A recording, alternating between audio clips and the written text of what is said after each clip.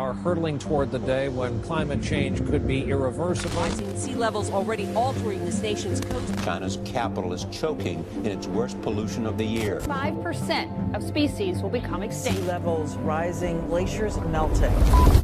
If we do nothing, the picture of the world is one of absolute devastation. There's no convincing scientific evidence for man-made climate change. We're spewing 162 million tons of human-caused global warming pollution into it every single day, as if this is an open sewer. Satellite data demonstrate for the last 17 years, there's been zero warming, none whatsoever. It's why, you remember how it used to be called global warming? And then magically the theory changed to climate change? Sure. The reason is it wasn't warming, but the computer models still say it is, except the satellites show it's not. We are in the beginning of a mass extinction, and all you can talk about is money and fairy tales of eternal economic growth. How dare you? Drill, baby, drill. Drill, baby, drill. You can have the best capitalism and global capitalism in the world, but if people are dead, they're dead. It's over. Enough is enough. The world is at a breaking point. Catastrophic climate change, biosphere collapse, and a global energy crisis have been met with apathy, denial, and despair. It is going to take everything we know and love. Like clockwork, our corporate overlords present us with two untenable options. Submit to an Orwellian itinerary of energy rationing and population control, or ride the status quo into the abyss. Both sides are right, and both sides are wrong, which means both sides are missing a critical piece of the puzzle. Since the early 2000s, we have seen an increasing number of unauthorized and or unidentified aircraft or objects in military-controlled training areas and training ranges and other designated airspace. Some of them appeared to remain stationary in winds aloft, move against the wind, maneuver abruptly, or move at considerable speed without discernible means of propulsion. That's pretty intriguing. I think I would, without discernible means of propulsion, I would say that we're not aware of any adversary that can move an object without discernible means of propulsion. The phrase unidentified flying object is a deliberately obfuscating term. What it really is an alternative energy and propulsion device. This is the real reason for the secrecy. These technologies, if they were disclosed, would end fossil fuels, pollution, and poverty overnight, and usher in a new era of abundance, freedom, and peace. Instead, they have been kept secret for over 100 years. Dr. Stephen Greer, the world's leading expert on UFOs and extraterrestrial intelligence, has been advising presidents and heads of state for 30 years on the urgency of the situation. We don't have much time left.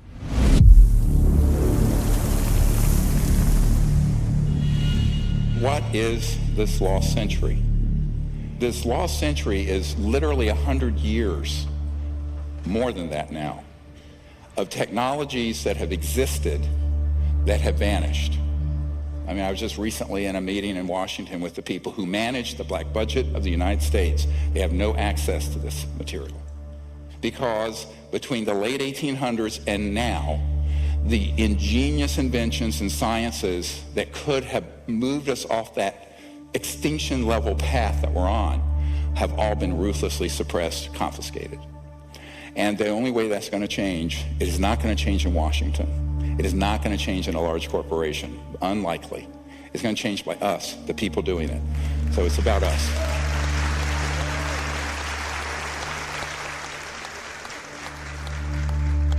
Let's look at this. You know what this is? Hey, this is a fucking drone, bro. There's a whole fleet of them. Look on the ASA. My gosh. They're all going against the wind. The wind's 120 knots from the west. The whole thing, dude.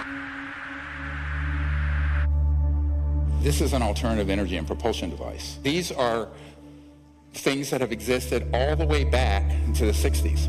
But the one that they call the Tic Tac here off the coast of San Diego, the white one, looked very much like this. These have been made by the Lockheed Skunk Works. And my favorite letter of all time, the head of the Lockheed Skunk Works, Ben Rich, look at the date on it, 1986.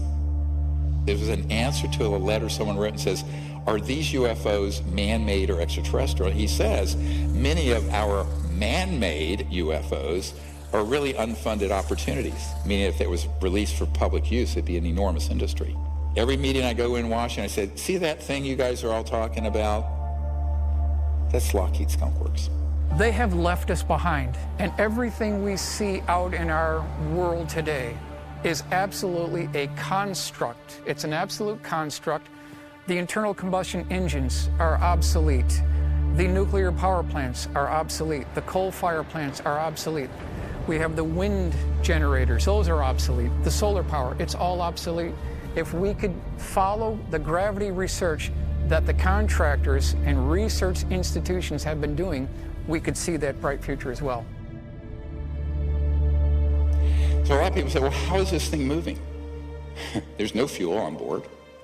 There's no nuclear power plant. There's no jets and no rockets. Well, way back in the 40s, Dr. Casimir, he predicted, and later it was proven in the 50s, what's called the zero-point energy field. Zero-point energy, or what Nikola Tesla called radiant energy, is the most profound and transformative gift that the quantum world offers us. The seemingly empty vacuum of space is actually a roiling sea of virtual particles fluctuating in and out of existence, and all those fluctuations require energy. If we could tap into this energy source, we would unlock a virtually unlimited reservoir of clean, free energy. Extraterrestrial spacecraft are known to harness zero-point energy. The U.S. scientists is understanding what this was. It was an energy device that used the zero-point energy. That's what they referred it to as zero-point energy.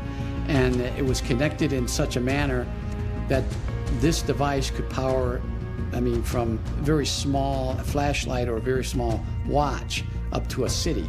And power was determined by what the demand on it was. The implications of free energy go far beyond bringing monthly electric bills to zero or running a car without gasoline. Most of the cost of making anything, from growing food to building a skyscraper, is the energy of pulling raw materials out of the ground, shipping, processing, shipping again, and so on. If the cost of energy goes to zero, the cost of agriculture and manufacturing becomes negligible. Other critical solutions, like water desalination to end drought or air purification, both of which are prohibitively expensive due to energy costs, would suddenly become viable in a free energy paradigm. A new world where humans live in perfect harmony with nature is possible within our lifetimes. But this would mean the end of oil, gas, and coal, as well as the centralized power grid and the global macroeconomic system, which will stop at nothing to protect the hundreds of trillions of dollars at stake. The consequences of keeping all this secret. We're in the process right now of doing something that I've termed planeticide, the deliberate killing of an entire planet with malice aforethought through greed and stupidity and power. All the damage we're going to see in a few minutes, totally avoidable. Every bit of it since the 1920s at least. And we can prove this. I'm afraid that the term planeticide is all too real. The ecocide doesn't really say it. We are in the process of destroying the biosphere, destroying a habitable world for certainly the majority of the animals on the planet. I'm an older guy. I won't be around to see the worst of this, but I have not just trepidation, but terror at what's going to be faced by my son's generation and the generations that come after him. When someone asks me how bad is the crisis, I kind of don't know where to begin. Because what does that even mean? Does it mean what is the threat to humanity? Have we reached some kind of tipping point? There are certain things that get under my skin or that especially alarm me. And one of them is the insect holocaust, for lack of a better word. The precipitous decline in the number of insects, the number of species, the total biomass of insects. A lot of studies put that decline at 80%. When I was a child, when we went on a long drive, especially in the summer, like we'd have to have the windshield wipers on from time to time to clear off the bug splatter. Like you just don't have that anymore. Insects are like the foundation of the terrestrial food chain. Like you can't have a thriving ecosystem without thriving insects. This is the sixth great extinction that's happening on the planet, and it's 100% man-made, all of it. We have to all awaken, because of what's happened, I think we're like a frog being boiled slowly. And suddenly we're going to wake up and find out, it's too late. 150 species every day go extinct. Now, these aren't all animals, all kinds of species. The planet has been dying at human hands for a long time. A naturalist I like, J.B. McKinnon, he calls the world a 10% world as kind of a poetic expression of how much life has declined. So there's maybe 10% of the whales that there were 500 years ago. And the seabirds and the wetlands and the mangrove swamps, and the fish biomass. We don't even know what we have lost, although in some level we feel it. This is part of the despair, part of the alienation and the anguish that sensitive people feel. Ice caps are melting. The oceans are certainly going to rise. They could rise as much as 20 feet if we have the big ones melt. This is all the way back in 1958.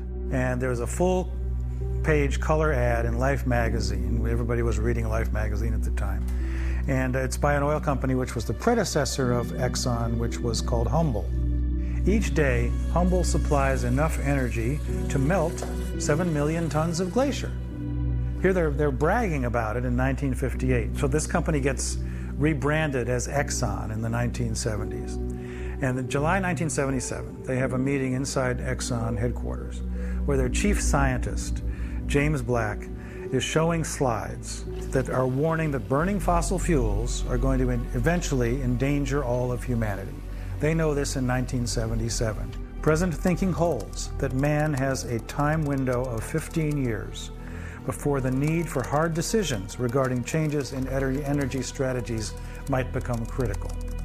Well, those 15 years were up in the early 1990s.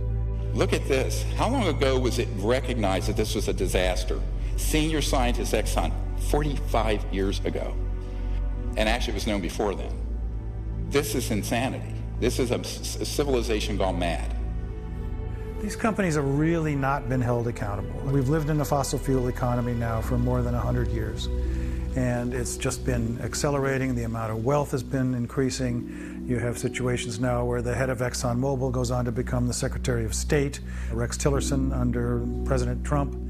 And I'm an environmentalist. A lot of people don't understand that. I think I know more about the environment than most people.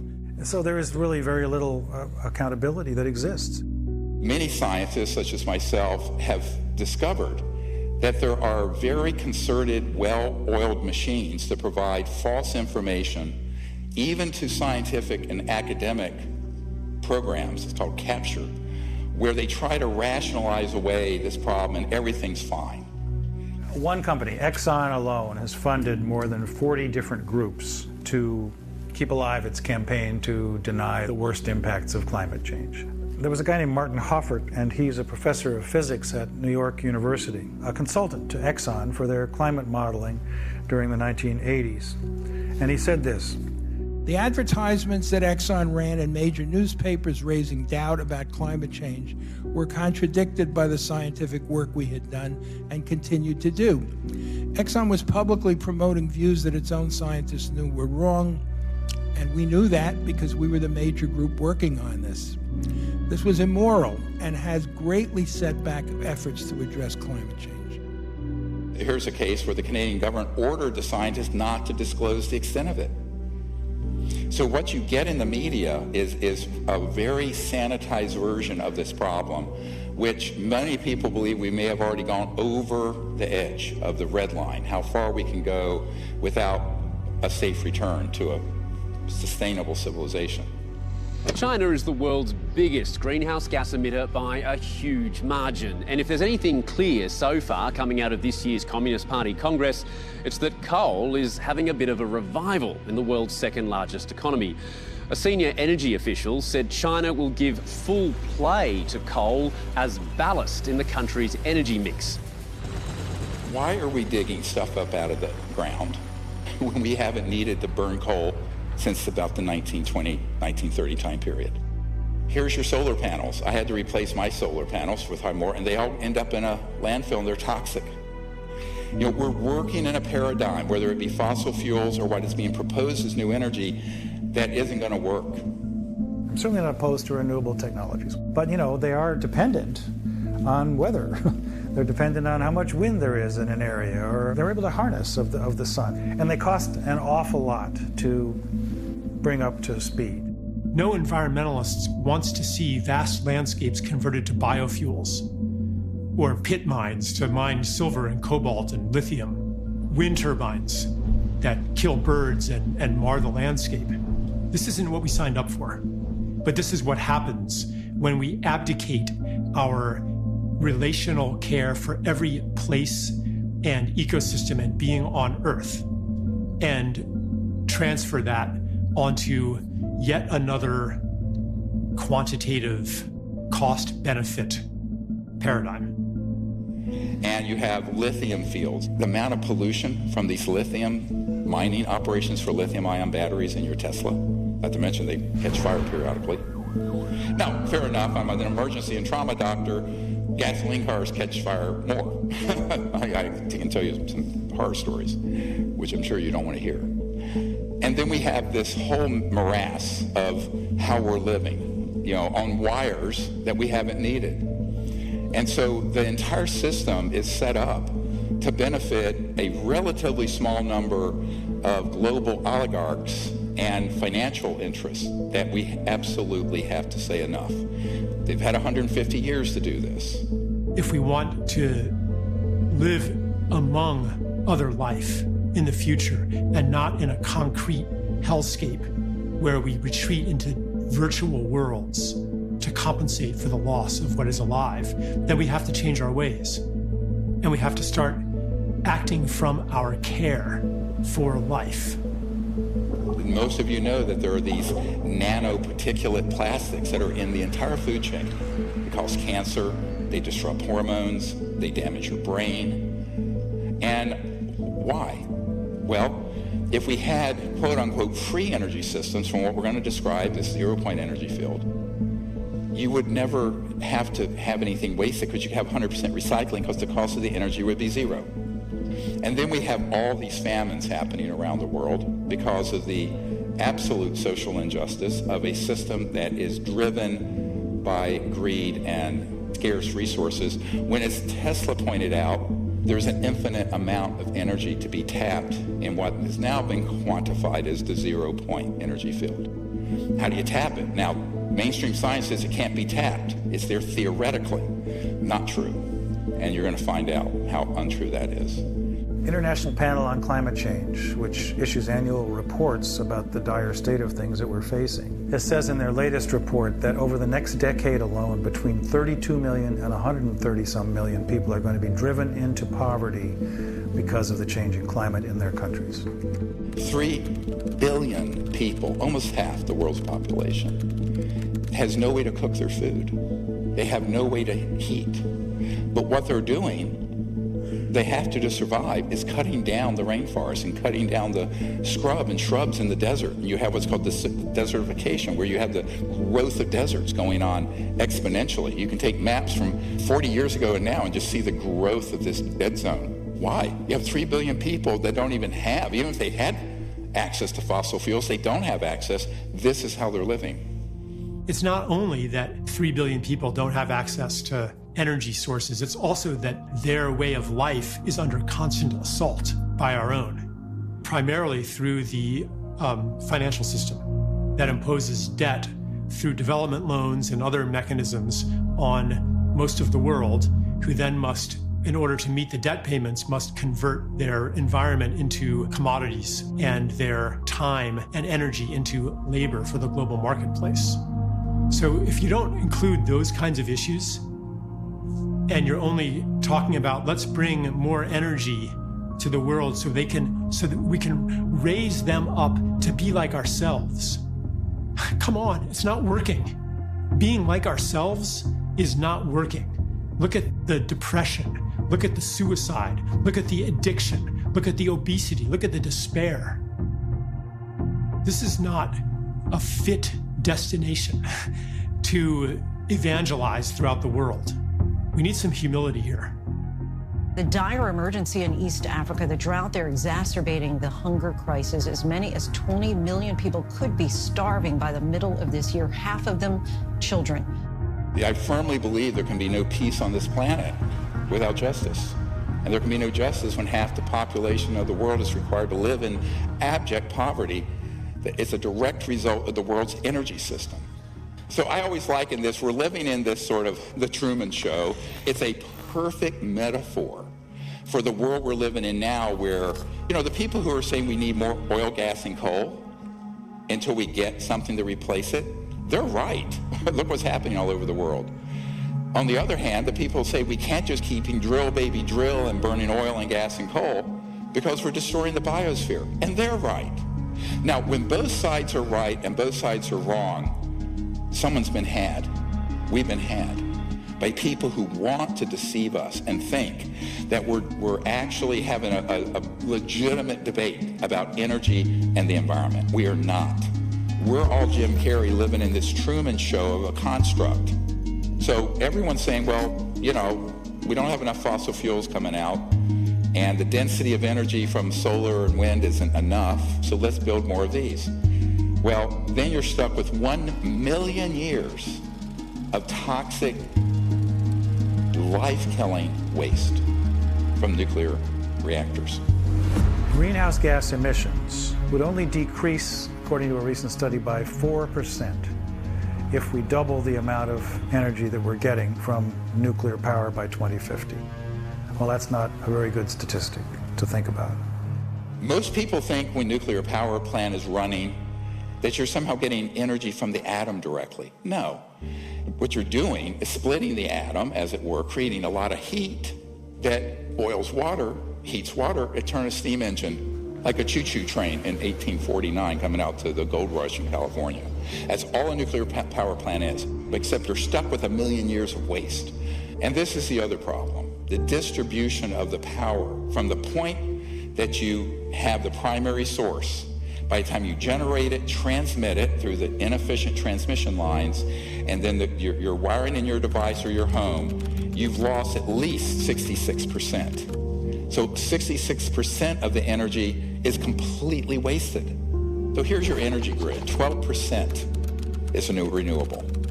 The rest is the old system. So if you plug in your electric car, 88% of the power is coming from gas and oil and coal. The entire world is running on an energy paradigm of scarcity, meaning that there's never more energy than we generate, and we lose that energy as we move it around and deploy it in different ways. And so energy is expensive, and energy is difficult to get to remote areas. And that energy is important because it's inputs in growing food, and it's inputs in manufacturing, and it's inputs in the economy, and it's inputs in all of these things that make people's lives better and that solve the problems that desperately need to be solved on the planet right now. Over unity is a very simple idea. It's that you're getting more energy out of something than you're putting into it. And according to mainstream science, that's impossible. What free energy devices suggest is that there is a limitless supply of usable energy that's always coming into reality, and that we're not living in a universe of fundamental scarcity. So over unity is more than just a breakthrough that's going to live its life in a technical paper. It's not that. It's really the ability of humans to liberate themselves. Yes, there is a history a long history of over-unity systems. For example, Nikola Tesla had one. Basically, his big magnifying transformer that he had on Long Island was such an over-unity system. He got the entire Earth itself in resonance. Everything going on that's feeding energy into the Earth starts to feed energy into that wave that he created. So he gets a lot more energy in his resonant wave fed from outside, from the environment in the interior of the Earth. His idea was you could then put in a tap on it anywhere else on the world and extract it free. And of course, J.P. Morgan's take on that was, that's foolish. You can't put a meter on it. So that actually doomed much of Tesla's career at that point when Morgan found out that Tesla, was going to produce the energy freely. But I love this quote. If you want to find the secrets of the universe, think in terms of energy, frequency, and vibration. Now, the reason he said that is that when you use what's called a very high voltage system, you can tap in to what Professor Casimir called the zero-point energy field. Some people call it the quantum vacuum. Other people, like Professor Dirac, modestly called it the Dirac Sea. And we just tested a device last month in the Arizona desert, you'll see in a moment, that is based on that. Nobody is really trying to get, for example, over unity, more energy out of something than you put in, because it's assumed that that is impossible. Well, that might be impossible, but only if you don't really understand the fabric of reality itself. They just can't believe it, especially engineers, because I know how we were taught, right? There is no vacuum energy. You're just a kook when you think so, right? If they took a little more physics, they would go, well, maybe. It's not a small thing. It's not a matter of finding proof for some technology, for some invention, and convincing everybody of it. You can't convince somebody of something that so totally contradicts their basic assumptions about the universe. But what if there's a pool of energy available to us that we didn't even think was possible because we're operating on these 100-plus-year-old assumptions? We can't find this excess energy simply because no one's looking for it. So-called empty space isn't really empty at all. It's actually full of energy. So instead of being like kind of a quiet, empty lake, it's more like the froth at the base of a waterfall or something. But when you go to look at the numbers, you find out that there's enough energy in the volume of a coffee cup to, say, evaporate all the world's oceans if you could get at all of it. And here we have a car from 1921 running without a plug. Now look at this old car. And it was pulling energy out of, they just said, out of the environment. They couldn't quantify what, but they had the correct frequency, and this had a battery and some wiring, and it was running around without being plugged in. Memo to Tesla Motors, go and research this, and get rid of your plug-ins. And this is one of my favorite, 1902, a farmer and engineer named Stubblefield with Tesla. He had something they called the Earth battery, or the Stubblefield battery, and it had rods going into the Earth and some wiring, and it was picking up this magnetic flux field of the planet, and he was running his farm, and Tesla was there with him. 1902. So when I say 100 years, lost century, no. I do not wish to talk about it myself, but I've been a victim of quite a bit of suppression. So has any other legitimate researcher in this area.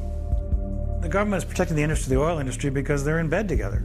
Tremendous amounts of contributions for politicians come from these huge companies, and these huge companies have been covering up for years what we're doing to the planet. Today, we don't have so much big kingdoms. We have cartels. We have a whole set of cartels in an area, interlocking corporations, and behind this, we have a few people who are quite wealthy and who own most things. Any time we have a very powerful cartel or set of people that control a lot of things, that resists any means of changing its inflow of control and its inflow of funds and money and its power. You know, everybody's trying to be the big monkey. It's really as simple as that. Here we have all the methods. Some of these are common sense, but every one of these are ones I have encountered and investigated personally with geniuses, engineering geniuses and physics geniuses, but strategically impaired inventors.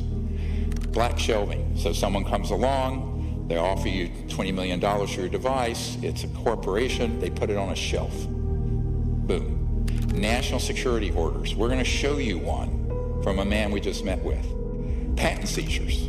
Financial entanglements from investors because they're doing their whole business and legal strategy wrong. Legal entanglements where they end up in court. Threats to the individuals. I had a guy under contract building one. All you had to do is have some thugs come in and say, you, your wife, you're dead, you stop this. And he stopped. And then scientific fraud. The more powerful the agency, the more powerful the group, the more powerful the cartel, the more they will resort not only to legal means, but to extra legal means to suppress their competition. For example, the greatest espionage in the world is industrial espionage between one corporation and another right here in America. They're the ones that hire all the spies and the spooky equipment and everything like that by far more than the intel agents do. And it's not one cartel, so there are many, many groups in energy, and each of those has become very powerful in its own area, and each one does not wish to see simple little electrical taps pulling out enormous energy from the vacuum. They would much rather see you burning a lot more oil and so forth. So there's something nefarious afoot. It kind of makes sense from, right, I'm threatening an oil monopoly and things like that. I said pretty early on, the problem is suppression. It wasn't really, how do I make a free energy machine? It's, how do I not get suppressed? Because, what's the point? If you make it, you're just going to get clobbered. And then you have a really big one, media corruption. Where why doesn't everyone in the world know these things have existed? Because, as you'll see in a little bit, the media at a certain high level have operatives from the intelligence community who kill stories on demand. And then the worst, of course, wet works. It's not totally mafia type stuff. It's not like, you just flat get shot. There's some of that. The typical threat to the family, right? It's a typical mafia, right? It's not, just watch The Godfather, see how they work, right? There's an interesting record of people that have come up with new alternatives to the oil and gas industry who have met untimely demises. I don't know if you'd say that's true in terms of Nikola Tesla specifically, but he was hit by a taxi cab back in the early 1930s and didn't die immediately, but then died alone in a hospital room a few years later.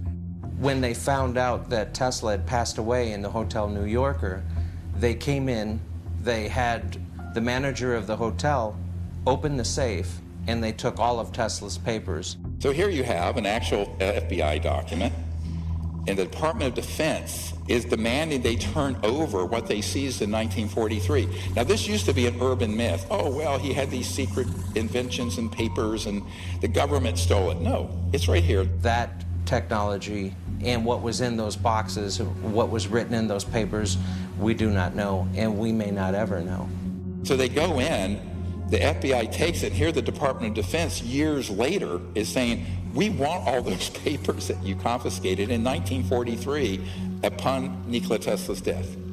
And then you have just flat out patent confiscation through national security orders. Look at this. This is 12 years ago. 5,135 inventions seized under national security orders. In 1971 list includes patents for solar photovoltaic that were subject to restriction because they were more than 20% efficient. The most efficient solar panel you can get right now in 2022 is 22.8%. These were way past that in, how many years is that? 51 years ago. Okay, we're not talking about an extraterrestrial spacecraft or anti-gravity or gravity control. We're talking about just a super efficient solar panel. Those are confiscated. This is one of my favorite statements of this report. One may fairly ask if disclosure of such technologies could really have been detrimental to the national security or whether the opposite would be closer to the truth. Yeah, we hear the words vital interests of national security. Well, what we're really talking about there in terms of Iraq, for example, in the early 2000s, which was all trumped up. There were no weapons of mass destruction. That's what was being touted by the media, Sir Judith Miller at the New York Times and others, to justify what we were doing to get rid of Saddam Hussein. But in fact, the only national security implication of that was the oil industries, what they get from it. But again, what does national security mean here? Oil, gas, petrodollar, Goldman Sachs, JP Morgan Chase. That's the national security in the abused, corrupt system. It's a policy that the military seems to feel is necessary for national security. However, at this point, we often wonder, 50 years after World War II and the Cold War, whether such sequestering is necessary, especially when fossil fuels are a major cause of global warming. So here we have a man. He was fired, Dr. Tom Vallone, he's a PhD physicist. He was a patent examiner, and he saw these amazing technologies being confiscated. This is not a conspiracy theory. And he blew the whistle. They fired him, because he saw things that would save the planet. Now, this is way back in the 80s or 90s. Patent sequestering, which is actually called secretizing, public needs to know at least that every major military agency has a representative at the patent office. Patent Office in its current approach is it's actually breaking the law. It's trying to make happy the physicists who are with American Physical Society to keep them in power with their ideas, you might say, and withhold from public use good inventions that could solve our problems, like the energy crisis. Boeing had just finished some work on some propulsion system. Boeing had done it for the Air Force, and they finished the job. And then they applied to their customer at the Air Force for permission to use it on Boeing's commercial airlines, and they were denied. An example of the ongoing suppression of things that seem to be innocuous and a slight improvement in technology. So, T. Henry Moray had a device, no input energy once he got it set up, output 50 kilowatts. He had multiple assassination attempts and finally was bankrupted in his lab. This was the 1930s. There is absolutely no question that T. Henry Moray had a system that produced about 50 kilowatts out of a 55-pound box. There's all kinds of skullduggery that happened there. The Russians even tried to kidnap him at one time. It reads like a James Bond movie, but it's real. It really happened, and it really happened here in the United States. Here's a friend of mine. He was a Wright-Patterson Project Blue Book guy, but when he retired, he built a device that you could put on the air intake of a car. This is in the 80s, where you would get anywhere from 20 to 40-some% more range, miles per gallon, on conventional. I treat air, and out of air, I make it more than just providing oxygen for the combustion process. There are combustion-stimulating molecules and radicals generated in this process. Thunderstorm in a bottle.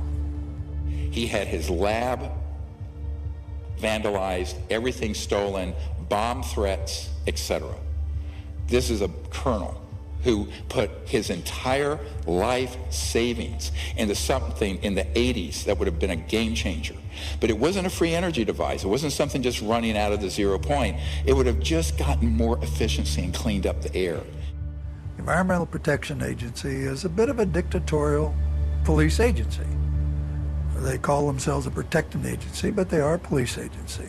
EPA cannot approve a fuel-saving device. They put out reams of documentation stating that something will not work. This gentleman actually took a device from a Russian immigrant and another and kind of packaged it. He didn't actually understand it that much. And you had 26, almost 27 watts going in, 7,460 watts going out, and tested and verified by multiple labs. Gray started developing this idea 8 years ago. For the past year and a half, he's been trying to get someone in the U.S. government interested. So far, he's had little luck. Gray says he's been getting the same reaction he got 30 years ago when he first proposed his theory. Get this guy out of here, he is crazy. But Gray says it's paranoia. The scientific community isn't willing to accept teachings opposite all previous learning. And the military aerospace industry is afraid to admit decades and billions of dollars worth of research have been wasted. Now, unfortunately, this disappeared because he actually took the ideas from some geniuses and was trying to make a lot of money. And so his became, I'm calling this crazy inventor syndrome. It's not very nice, but I mean, it's kind of crazy. And here's why it's crazy. They think I have the best thing since sliced bread, and the world's going to be the path to my door. And they don't realize they're going to have corrupt interests from the national security state, corporations, and all kinds of other people stop them. So they think they're going to do a normal investment and normal venture capital and patent it or keep the secret sauce of how it works away from everyone. And in every single case for 100 plus years, they've taken that knowledge to their grave. You've seen The Paranoid Inventor, plenty of stories on those guys. It's my precious.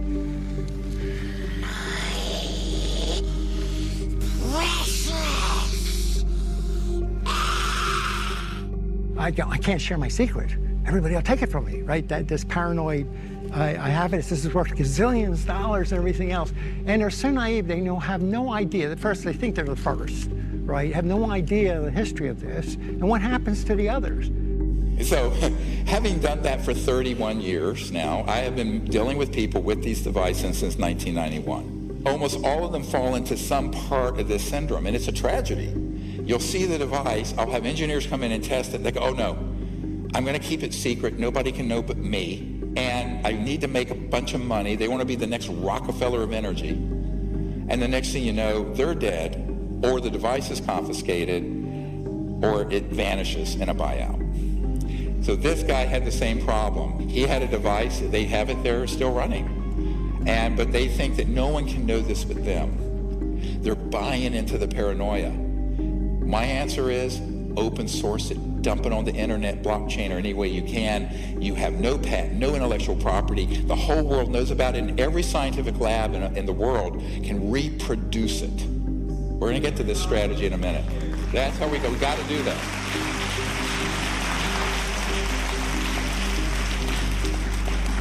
Because the very definition of insanity is doing the same thing over and over and expecting a different result. That's attributed to Einstein.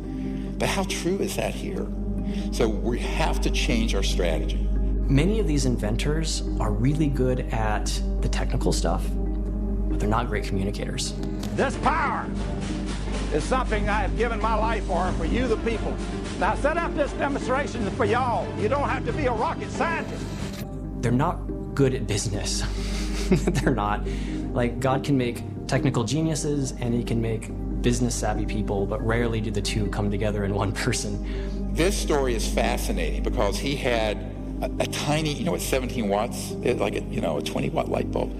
It was putting out 200 watts, 10 to 15 times more output than input. And this is in the 80s. This is 40 years ago.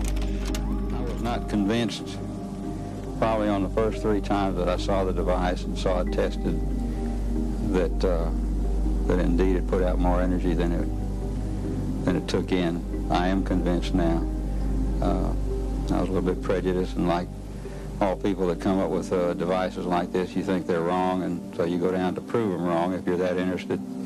And I was not able to prove him wrong, nor were the people that I was with able to prove him wrong. And here's what happened. He kept the whole thing so secret. He was going through a patenting process, but even the patent application left out a lot of the secret sauce. Most of these inventors do this.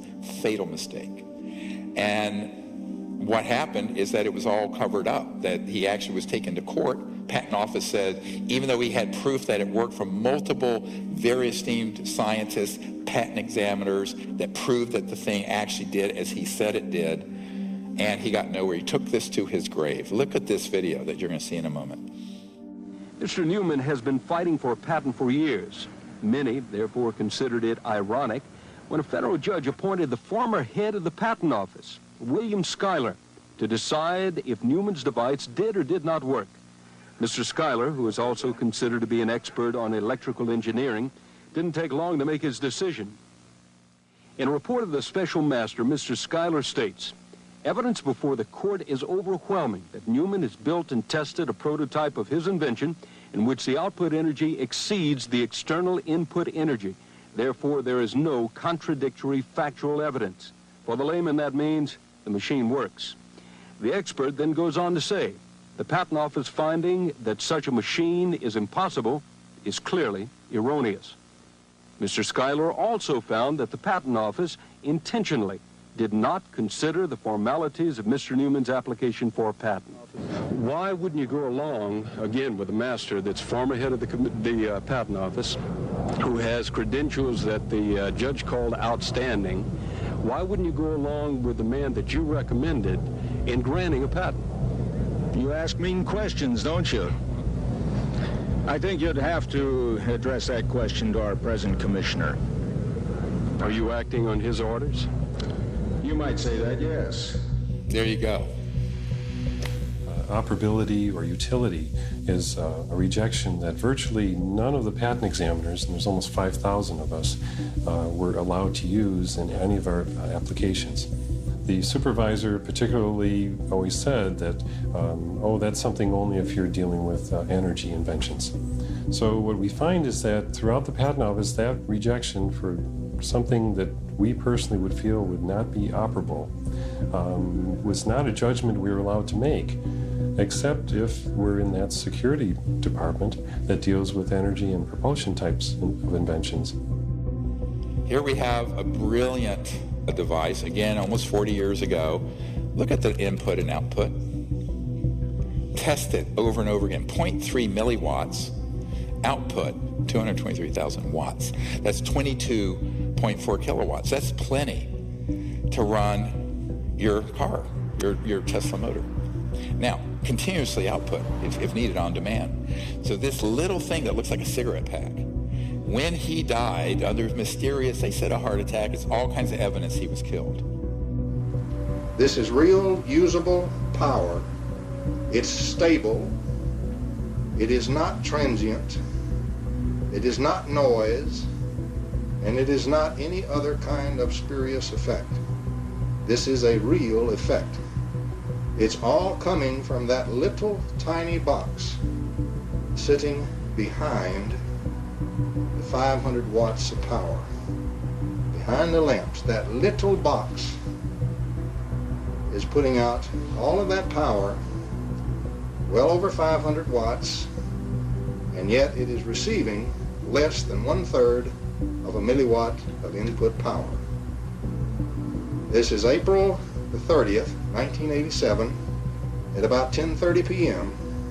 in the home of Mr. Sparky Sweet, the inventor of the very first vacuum triode. This is a most historical occasion. I was altered when I saw it because my view was that you could be anywhere then in the universe. You could be in a cave, you could be anywhere, and you had energy. This was overwhelming to think that I could have energy and the whole world could have energy. That all of a sudden we were on an equality economically. We didn't have to worry about the energy sources. The rest of that power is coming out of the surging energy of the vacuum. And this little box that you see right here, solid state, no moving parts, is the vacuum triode that's doing this very practical and historical work. He was shot at once with a silenced rifle from about 300 yards. The only thing that saved his life was he was an old guy and very feeble. He was stumbling as he coming up the steps and he fell down. He just flat fell down on the steps, caught his foot and fell right forward. And as his head went forward, the bullet went right by where his head was. And of course, the assassin was never found. This guy called me up. He said, we really need your help. And I said, the only way you're going to do this is that you disclose it, all of it. Open source it, get it out there. I will see that we get it out to the entire scientific community. He says, no, no, no. It's Gollum, my precious, my precious, my precious. And I said, dude, you're going to take this to your grave. He took it to his grave. Yep, it's gone. This very distraught lady, who's Sparky's wife, she's saying Sparky's dead. And that she said, two strange men, she called them strange men, showed up at about 5 o'clock the night before, and they stayed for a little while, and then they left. And Sparky, an hour or two later, having a cup of coffee and just killed over onto the floor. called the ambulance, and she was 75 years old. They would not let her in the ambulance. And the ambulance then called her back about 20 minutes later and said, "We don't think he's going to make it." And that was the end of that until the next morning when she called my sister-in-law and talked to her and said, "There are men here that said they're FBI, and they got black vans, and they're taking all this equipment. What should I do?"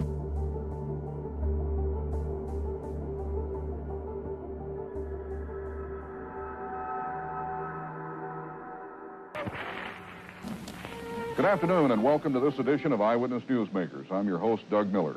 On March the 23rd, chemists Stanley Pons and Martin Fleischmann rocked the world of science. They announced that they had achieved cold fusion in their laboratory at the University of Utah. The promise of a cheap and a plentiful energy supply grabbed the world's attention. It didn't put out a lot of power, but what was scary is that this is 1989. It made the, cover of all the magazines. The way they took that avenue of discovery out of the scientific world is that there were people who were paid, who were corrupted through scientific fraud at MIT. Next slide.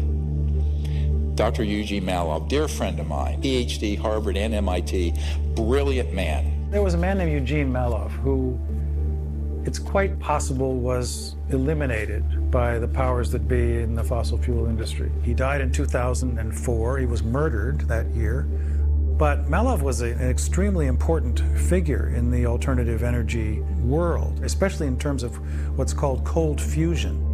And he was at MIT in the science office for education when he saw how they had changed the data on the reproducing the Pons-Fleischmann experiment.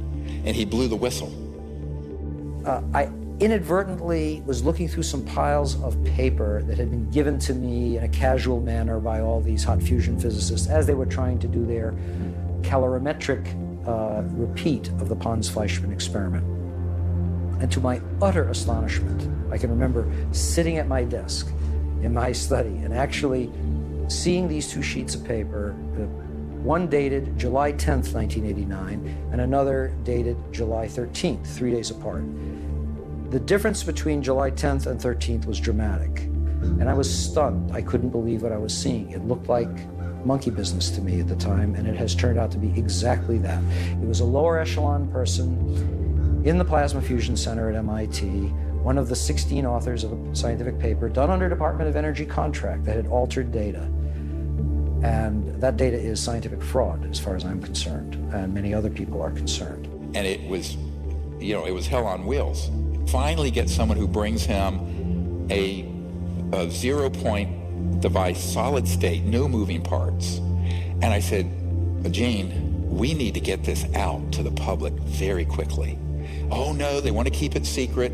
I begged him and I begged him and I begged him and I begged him. He was beaten to death when he was over at his parents' home and was killed, murdered, made to look like some thugs. They were thugs, but it wasn't a random murder. And the device vanished with him. Good friend of mine, dear friend. What we really had was a threat to the scientific establishment. The threat of it even being implied as real and having monies, shall we say, being diverted from their favored programs, and that was a threat, no question. There was an actual threat of that happening.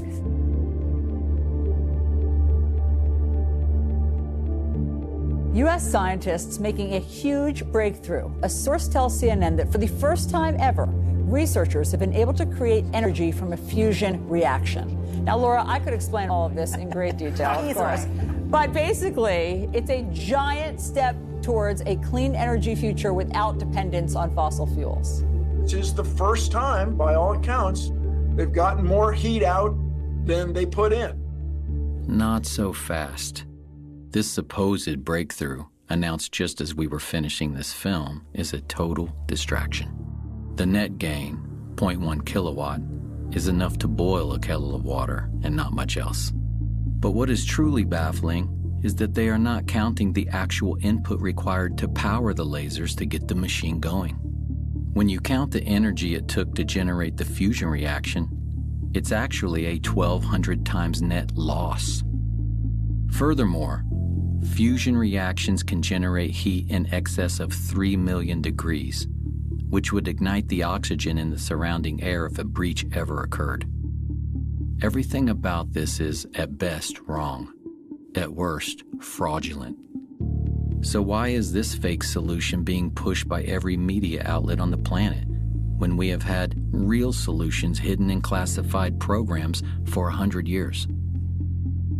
Different people have different devices. Of the ones that have promise, there's certain themes that keep re-emerging.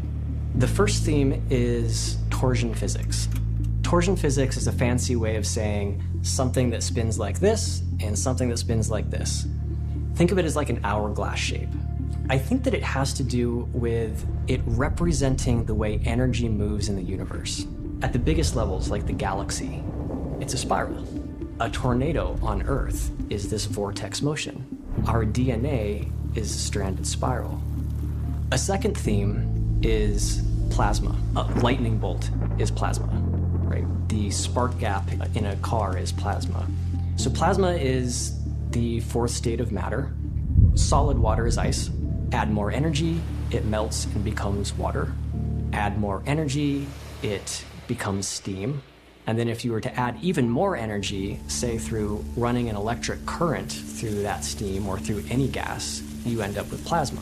You can think of it as maybe this liminal state or in-between state between the physical world and the non-physical world, whatever that is. There's some evidence emerging that plasma can provide a shielding of inertia. So if you imagine that you're a UFO and you need to zip around at crazy speeds, you can't pump the brakes too fast, otherwise everyone's going to slam into the windshield, right?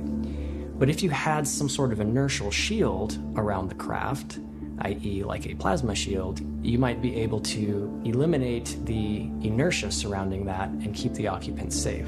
I think this is why the UFOs seem to glow. Plasma glows. A third theme is that of the ether. The conventional or mainstream understanding of the base level of reality is maybe the quantum sea, tiniest particles all bumping into each other. The ether conceives of this differently. It says that there's a kind of a fluid geometry that is the base layer of physical reality, and that to understand that fluid geometry is to be able to really understand electricity, magnetism, and gravity. And this, according to Tesla and others, is the key to really understanding what he was getting at with all of his wireless transmission of energy stuff. But I believe that we're going to see something like a return of the ether. It won't be called that, but it'll be something like that that's going to enable us to make much more progress in these areas in the coming century. This gentleman, he had a car that would run on water, but it had to be modified. A local inventor has discovered a way, hear this, to use water to run your car. It's a major breakthrough that will no doubt make motorists happy. And as Ralph Robinson explains, the Pentagon is also showing lots of interest in this project.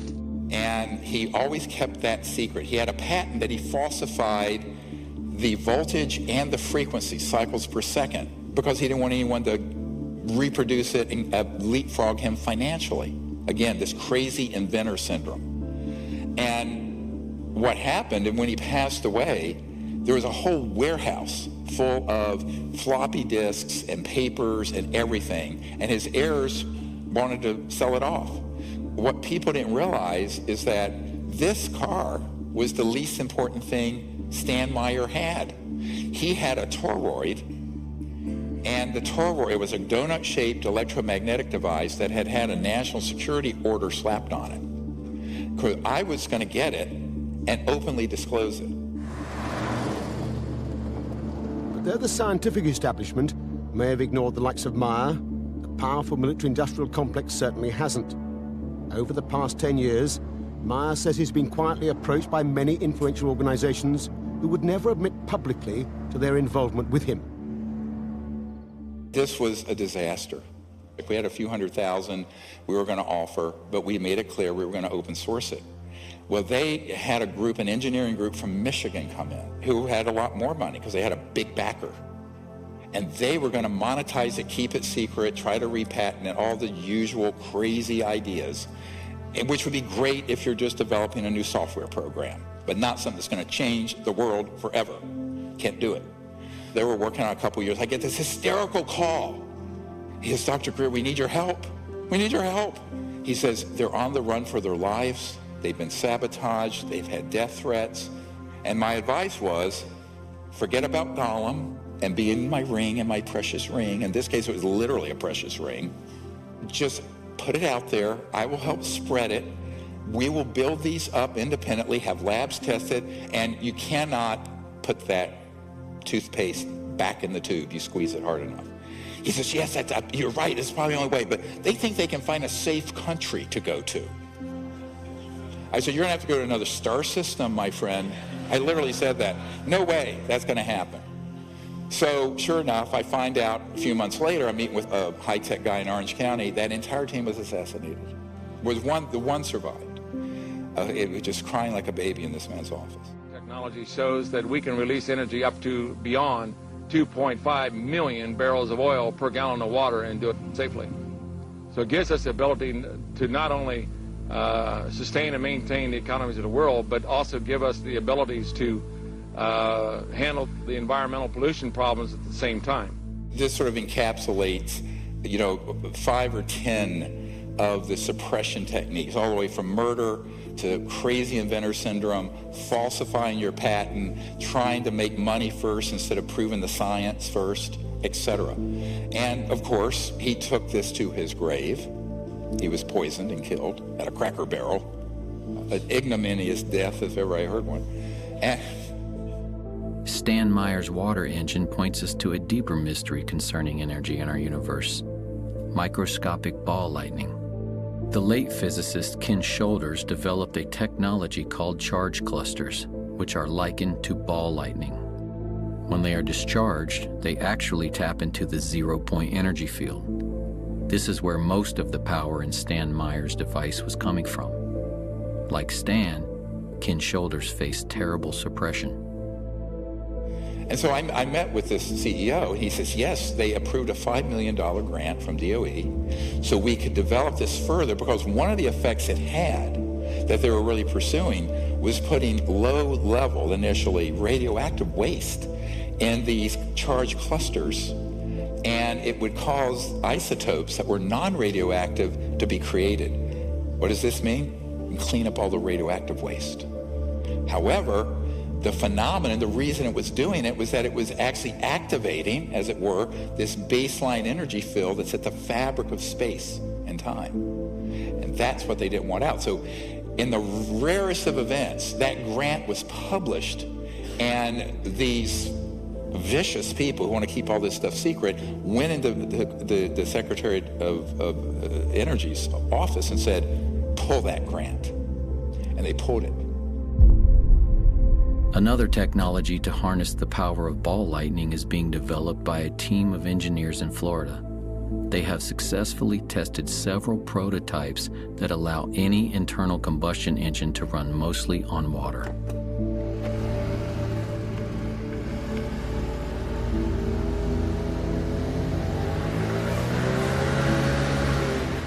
It's a little quicker, huh?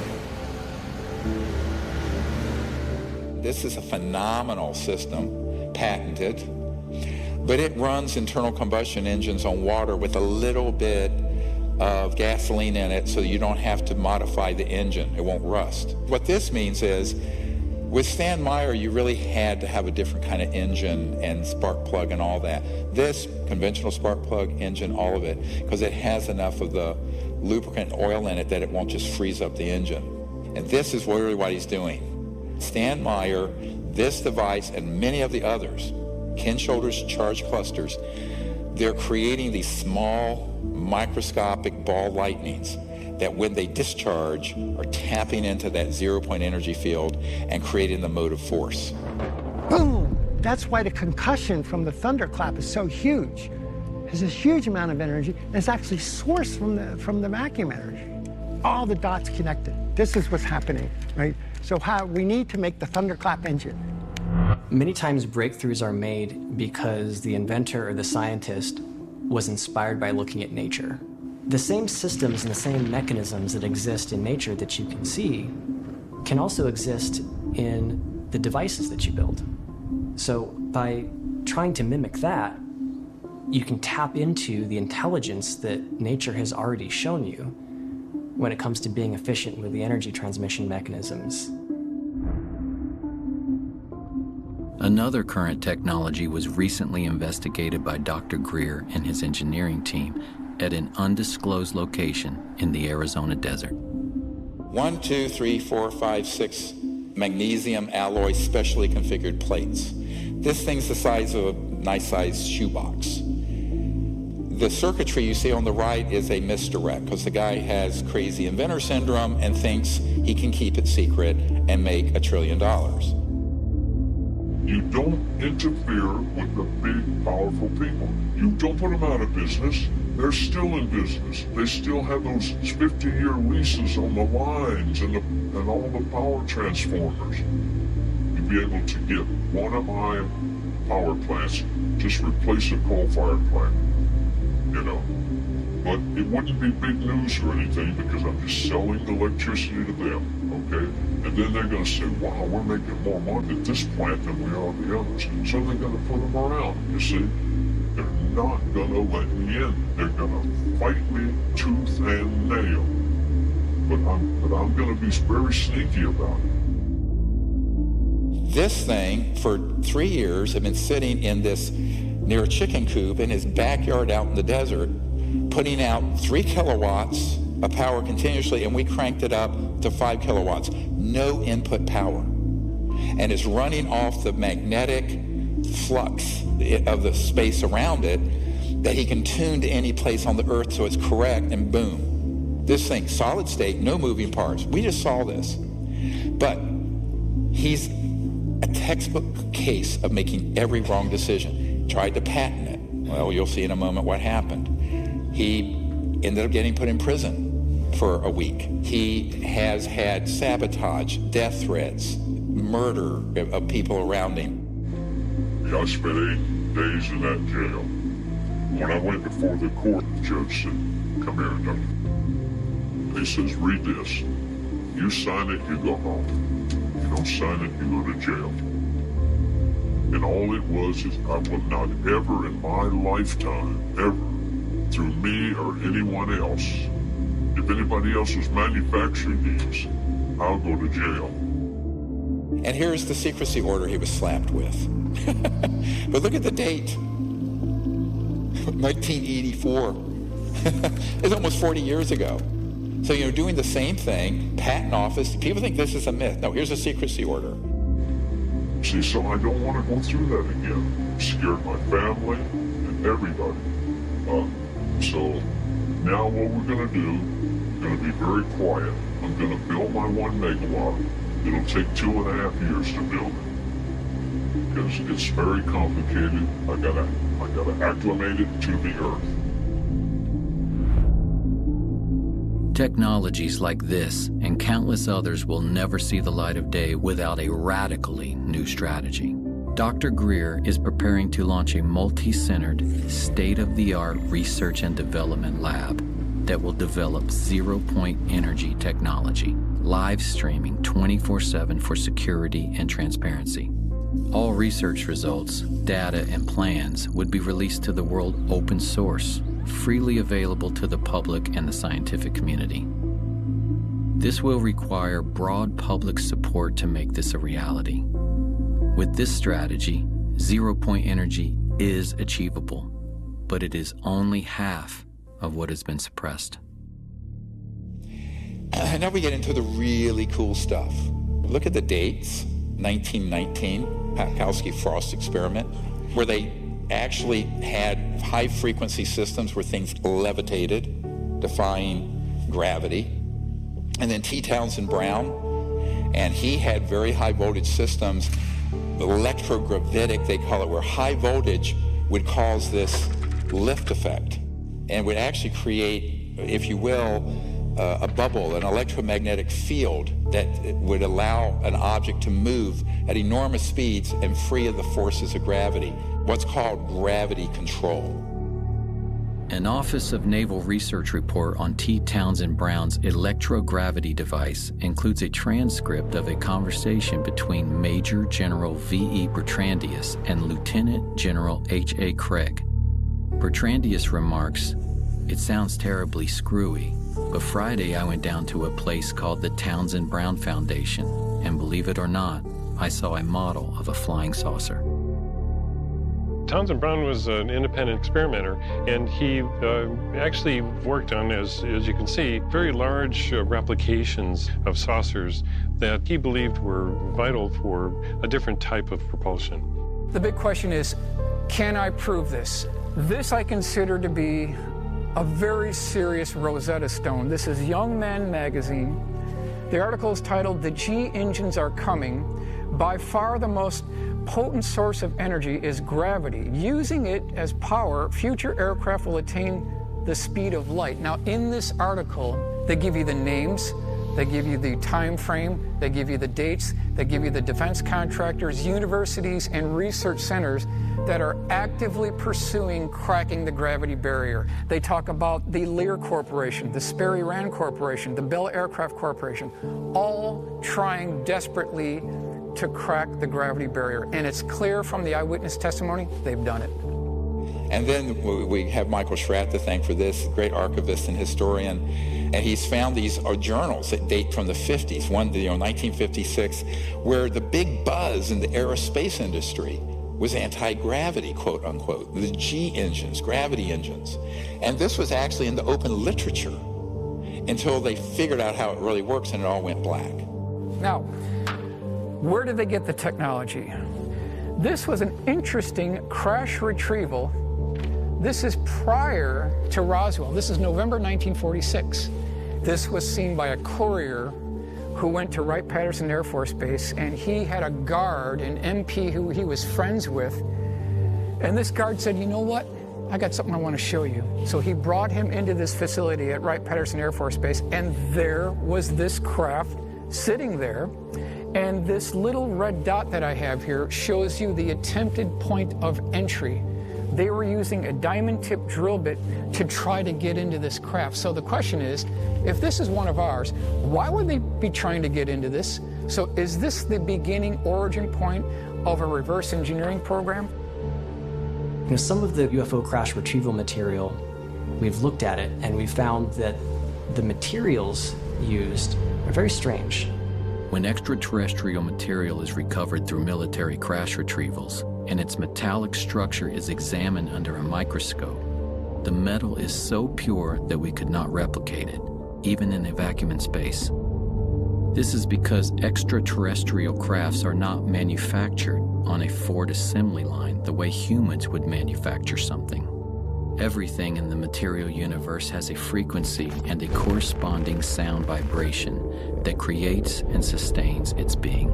Extraterrestrials manufacture objects by first creating a resonant frequency. For instance, the frequency of a flying saucer.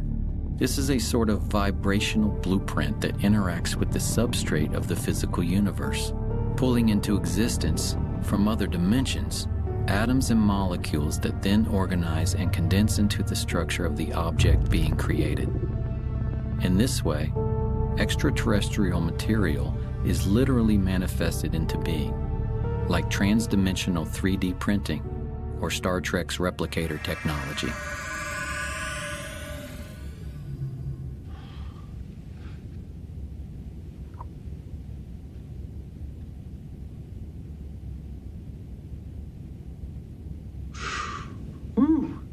Moving on to 1963.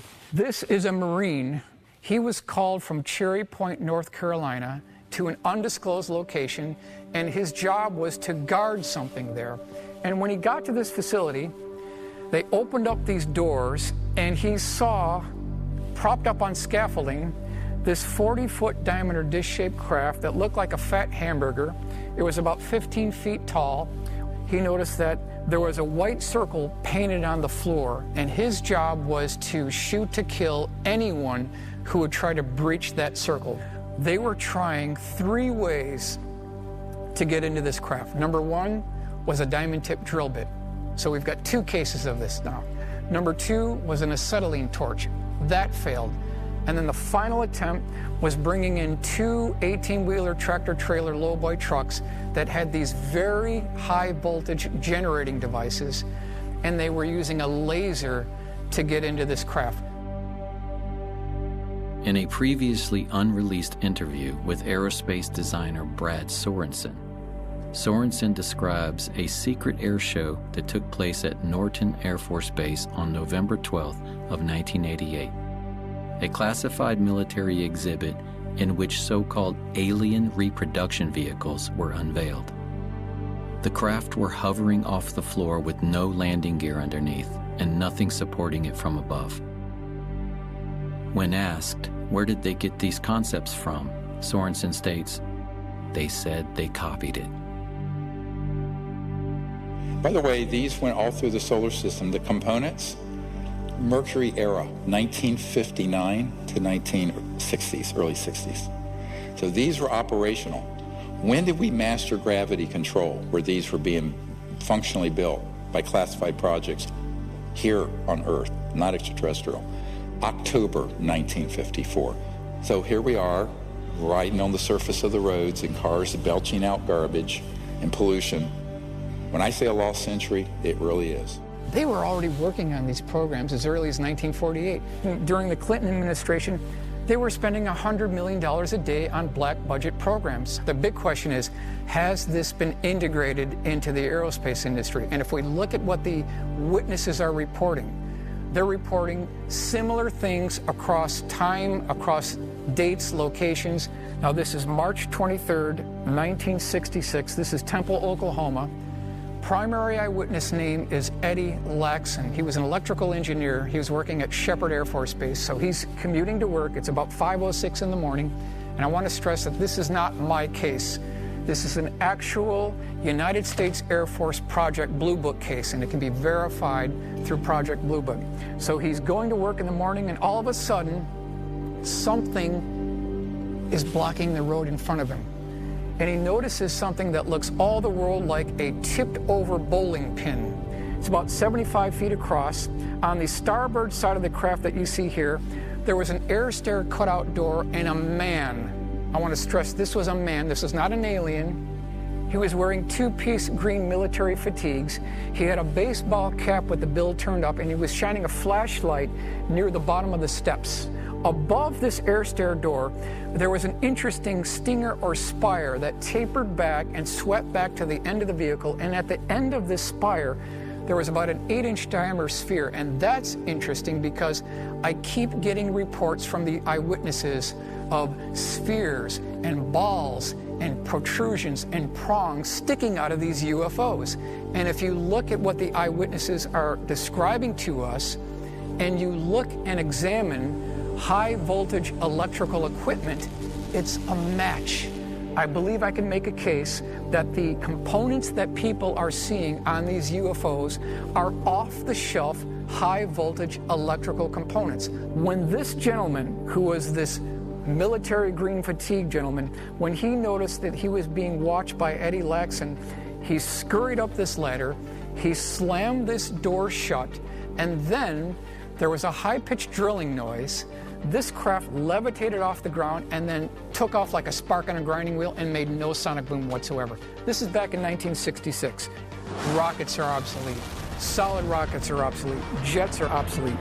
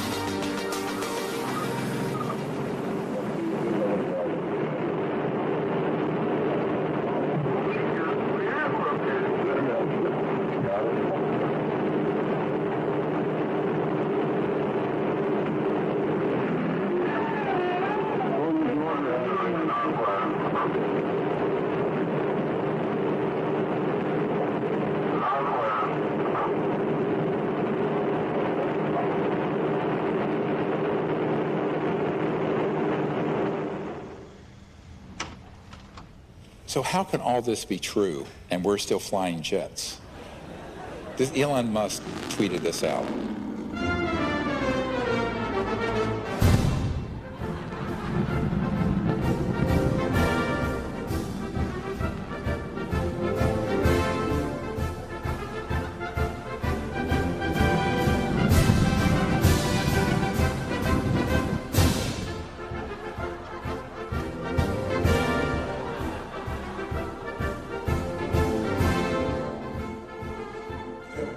That's all very comical. It's not comical when astronauts I know have friends that died in this, the Challenger tragedy.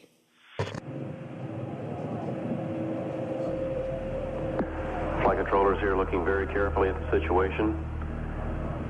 Obviously a major malfunction. We're awaiting word. They're holding their breath just, I'm sure, as everyone else is. In the center of the fire and the smoke, you can't see any form of what was once the shuttle. Here they are, going up on a Roman candle 40 years, 50 years, 60 years after we already had gravity control.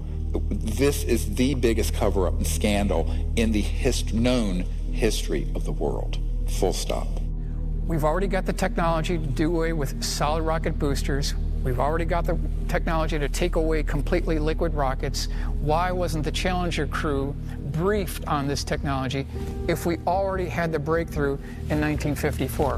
And so then people get into, well, how can this be? I put this out a lot because it's a not declassified document. But you have an organization called MAGIC, M-A-J-I, Majority Intelligence Committee, and a few others that run these covert projects.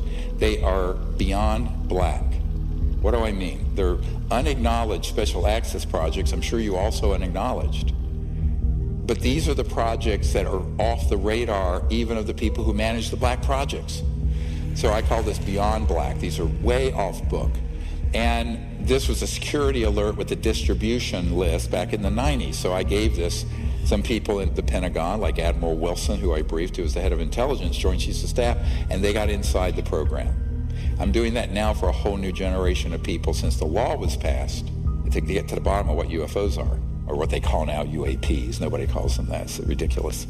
Let me tell you what a UFO, UFA, they make up these fake names that are obfuscating, unexplained aerial phenomenon, like ball lightning or something. No, it isn't. First of all, it's not unexplained. Secondly, it's not aerial, and it's not just some phenomenon. They're either man-made UFOs or extraterrestrial. That's it. Keep it simple. The hardest thing for the senators and the White House people and the general public, and particularly the media, to understand, or scientists, is that if this is true, how could it be that it has been kept secret from the people? They're very good at counterintelligence. So it's structured, as Eisenhower warned us, beware the military-industrial complex. In the councils of government, we must guard against the acquisition of unwarranted influence, whether sought or unsought, by the military-industrial complex. A very strong warning of what he saw coming, because he'd been living with it for 8 years. The CIA was only created in 1947, and the Pentagon and its generals were, gaining much more power and as the nuclear age progressed. And Eisenhower saw it. The combination of military power with industry. If you think about what the industrial part is of the military-industrial complex, the industrial is basically the fossil fuel giants and the chemical companies and the now increasingly the pharmaceutical companies that are running rampant and increasing their wealth by astronomical proportions. This is just the value of the raw materials. Look at these numbers, $150 trillion in oil. That's actually an underestimate now. 40 trillion in coal, $1 trillion in uranium. But that's just the raw. When you multiplier effect, when you take it from there to retail and creating the energy, it's many more hundreds of trillions. And that's what's being protected along with the Bretton Woods petrodollar, where they decide to make the dollar the reserve currency of the world, but it's based called the petrodollar.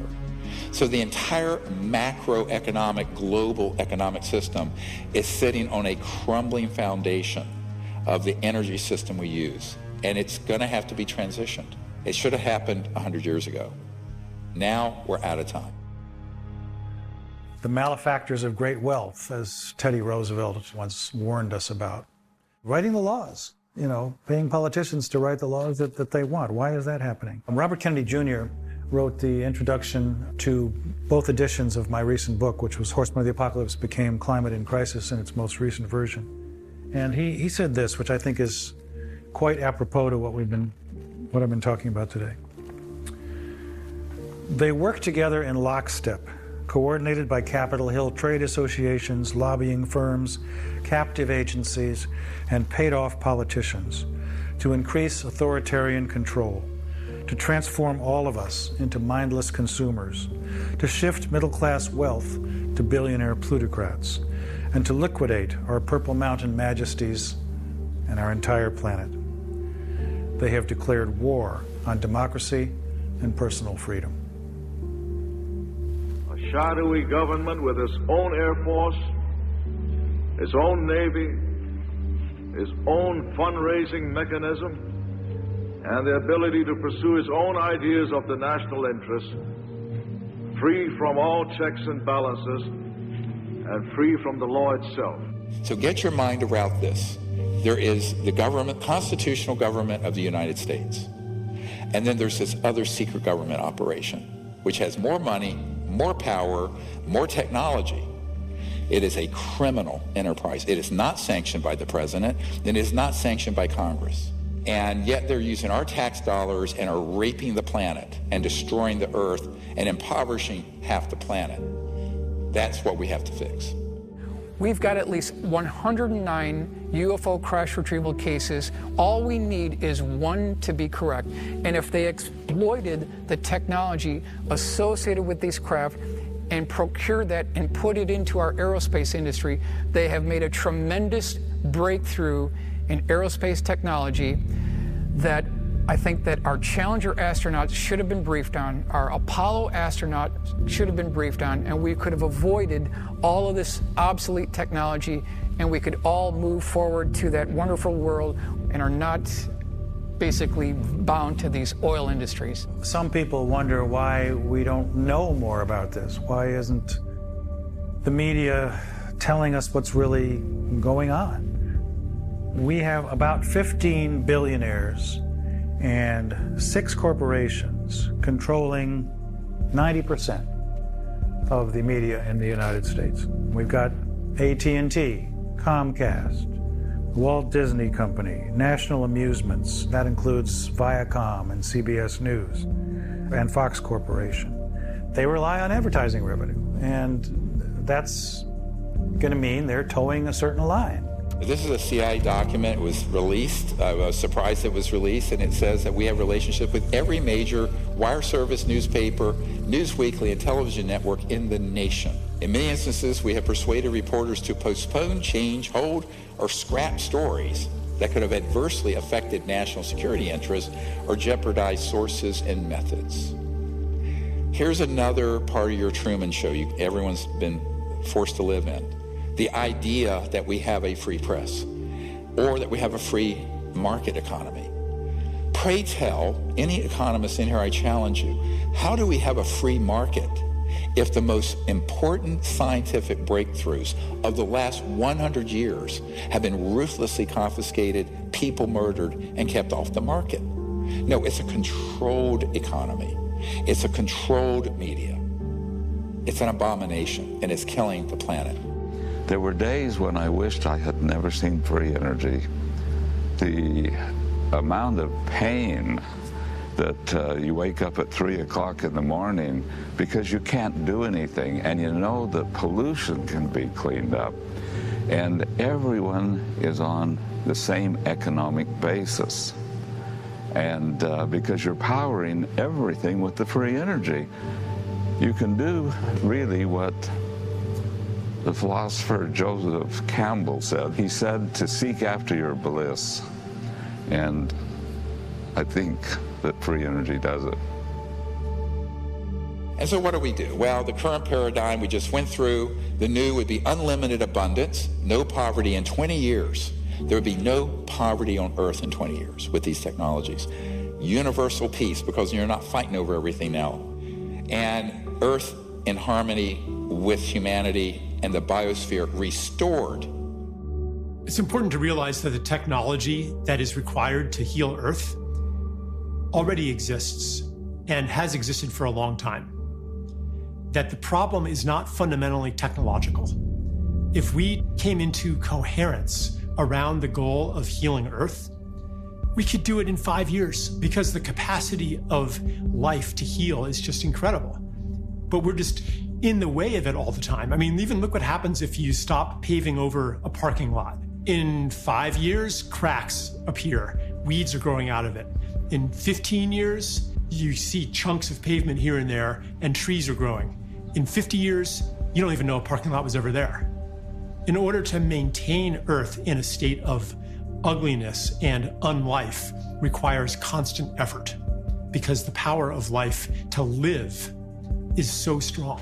That's what life wants to do. It wants to live. We only make 100 million cars a year. If we converted like that, which is not going to happen, all manufacturing of automobiles to these zero-point energy generators, it would take, do the math, 15 years. We barely have 15 years left. The date I've been given, 2035 to 2040, and we're done.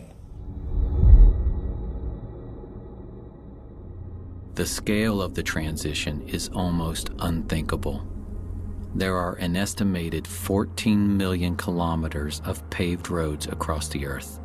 There are many millions more of power lines comprising the so-called smart grid. A real smart grid would be no grid at all. We need a compassionate transition.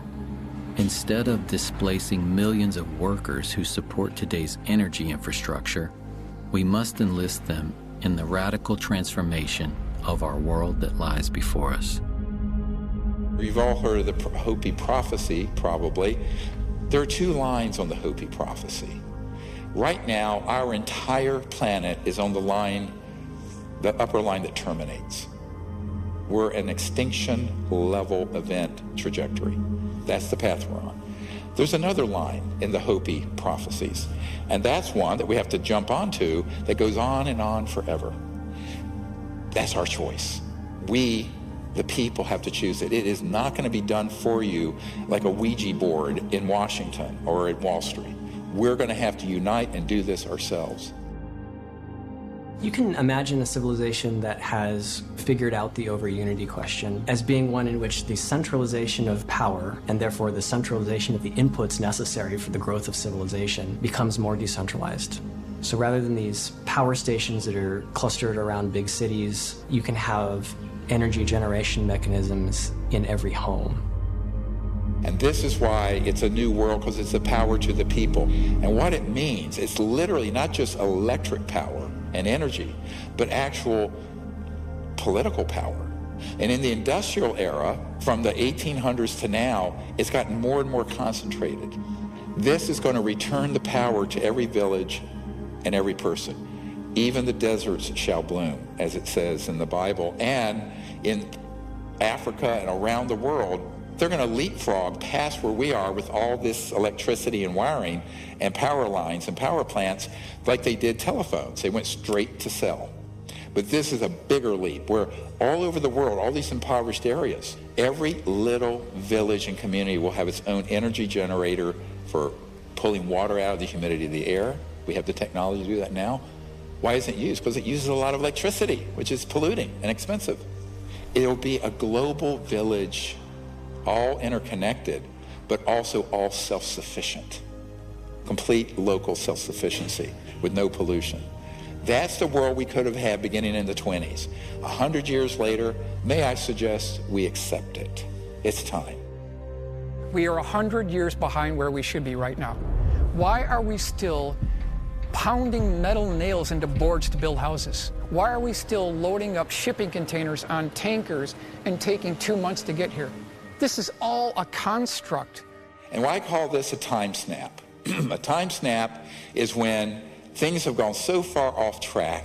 The only way to fix it is for the people to unite, come up with a totally different strategy where in a decade to 2 decades, we make up for 100 years. It can happen. And, if nothing else, humans do want to survive. But this is now a survival question for every man, woman, and child on the earth. So that's why we have to do this.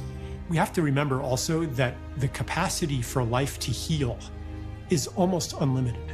And we see this already with people who are restoring ecosystems and regenerating farmland. Even in a few years, miracles happen. Springs that had been dead for generations come back to life. Species that hadn't been seen in the area seemingly magically reappear. And so we can't forget that. We can't succumb to a despair that is founded in our distrust of the power of life itself, which again is part of the origin of our current condition. Visualize your house off the grid, clean energy, no wiring. Why? Because every device, whether it's this size device or your refrigerator, will have a small, solid state, quantum vacuum, zero-point energy device in it, running it. So there's no electromagnetic fields running through your house because you don't need wiring. Think what that'll do to construction costs and the simplicity of it. And here we are in the Sahara Desert, and you want to grow food? You create a biosphere dome. It's run on free, clean energy, as we've demonstrated. You're growing oranges. You can grow crops. You can have different zones in it for different temperature and humidity control. So anywhere on the planet that you need to have foods, it could be done under controlled circumstances, digitally automated, but with no cost for the energy and the water, virtually none. What that means is the food scarcity and starvation we're facing, that goes away very quickly in a 20-year period. Here's your typical street in your neighborhood, anywhere in the world. And as we bring these technologies out, the grid comes down. We don't need it anymore. When there's a snowstorm or hurricane or whatever, you don't lose power because you're not dependent on a grid that's going to be torn down by ice and snow and wind. You don't need wires. And all these wires, it's a clutter of wires. You don't need them because every device will have its own source of energy. This could have been done decades ago.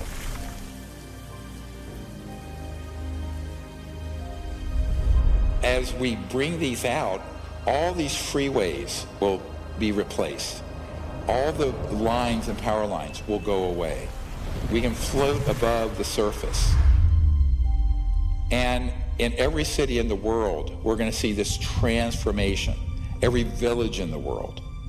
And then we have these cities, eventually where you're just floating, there are guided pathways, the ground is pristine, and then we're going out into space. So everyone remember where our destiny is. Our destiny is not just Earth, it's the whole cosmos. How is that going to be possible? The only way we're allowed to go outside our solar system is if we become a peaceful civilization. Otherwise, it's locked down. We are considered a planet that is dangerous and armed. Each one of us is very invested in the world as it is. We've built careers, relationships, and goals based on a world that doesn't include ETs and anti-gravity and free energy and healing devices and all this cool, abundant stuff.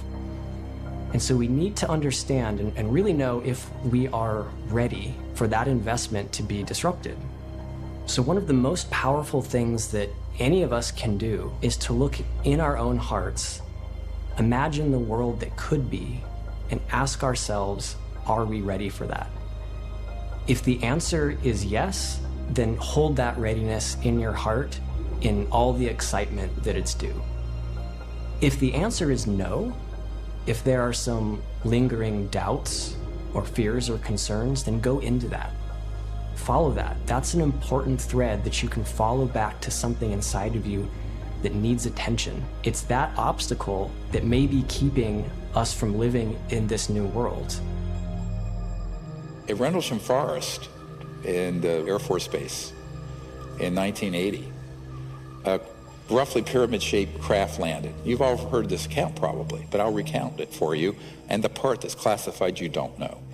There were these kind of luminous beings that literally teleported, floated outside this black pyramid and communicated with these Air Force officers. And the ET said, we are your descendants who have become interstellar, but we are from 500,000 years in the future.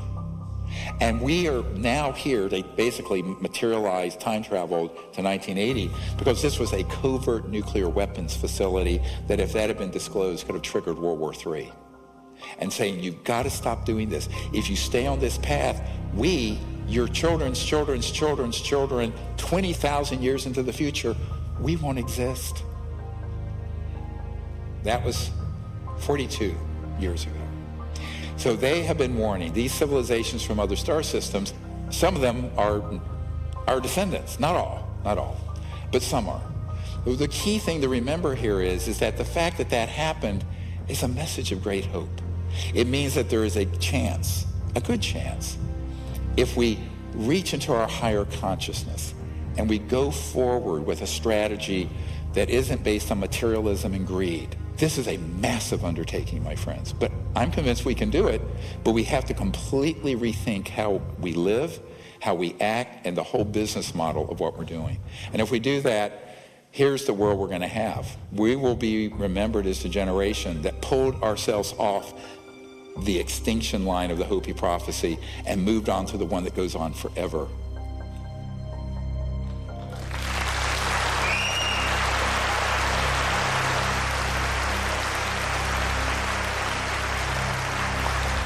Thank you all.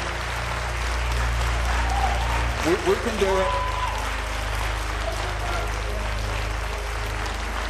Nelson Mandela once said, "Our human compassion binds us the one to the other, not in pity or patronizingly, but as human beings who have learned how to turn our common suffering into hope for the future." We have every reason to have hope. The solutions already exist.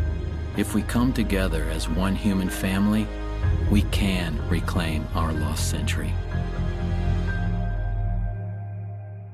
I wanna be free, so free, like a feather blowing through the breeze, like a bird in a tree, like a dolphin in the sea. I wanna fly high, so high, like an eagle in the sky. And when my time has come, I'll let it all go with a sigh. Pachamama.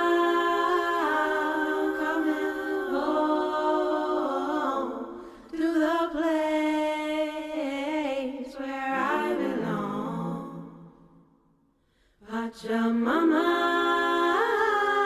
coming home to the place where I belong.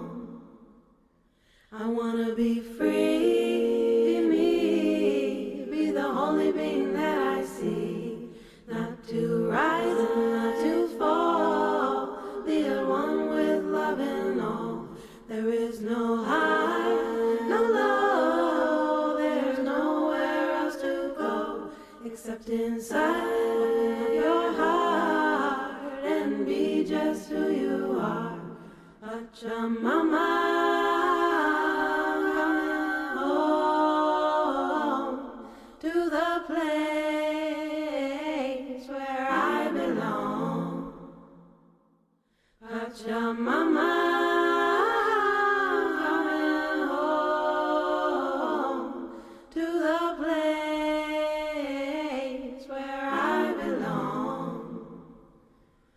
Pachamama, coming home to the place where I belong. Pachamama.